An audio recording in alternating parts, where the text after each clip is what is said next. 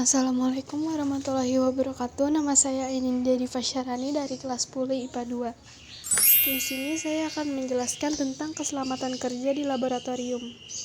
Ilmu kimia adalah ilmu yang berlandaskan eksperimen. Jadi, tidak mungkin belajar kimia tanpa melakukan eksperimen di laboratorium. Laboratorium adalah sarana untuk melaksanakan kegiatan penelitian ilmiah. Bekerja di laboratorium kimia harus mengikuti aturan atau tata tertib laboratorium.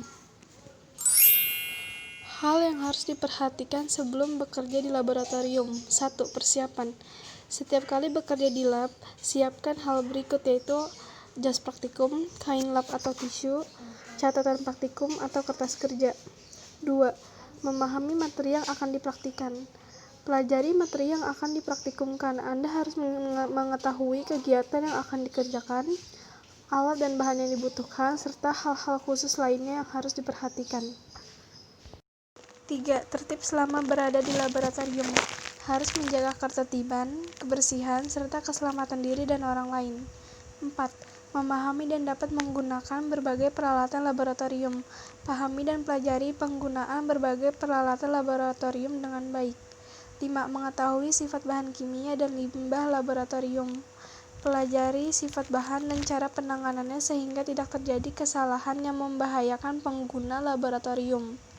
6. Penanganan sampah dan limbah laboratorium. Sampah dan limbah laboratorium tidak serta-merta dibuang ke lingkungan.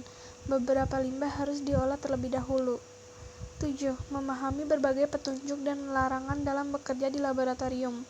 Di laboratorium ada petunjuk dan larangan yang harus dipatuhi setiap pengguna laboratorium. Alat-alat laboratorium dan kegunaannya. Tabung reaksi kegunaannya untuk mereaksikan bahan kimia dan menyimpan larutan kimia dalam volume sedikit. Pipette tes kegunaannya mengambil larutan dalam volume sedikit. Corong kegunaannya sebagai alat untuk menopang saat memindahkan larutan ke wadah lain supaya tidak tumpah. Gelas arloji kegunaannya sebagai alas bahan kimia berbentuk serbuk atau kristal ketika ditimbang. Gelas beker kegunaannya menampung dan mencampur bahan kimia. Gelas ukur kegunaannya untuk mengukur volume larutan. Pembakar spiritus kegunaannya sebagai alat pembakar. Termometer kegunaannya untuk mengukur suhu larutan. Penjepit tabung kegunaannya untuk memegang tabung reaksi ketika dipanaskan. Buret kegunaannya untuk menampung larutan yang digunakan sebagai titran pada proses titrasi. Dan masih banyak alat-alat laboratorium lainnya. Bahan kimia, sifat dan simbolnya. Berdasarkan sifatnya, bahan-bahan kimia dikelompokkan menjadi beberapa jenis meliputi bahan mudah terbakar, beracun, korosif, tidak stabil, sangat reaktif, dan gas berbahaya. Golongan bahan kimia berbahaya. A.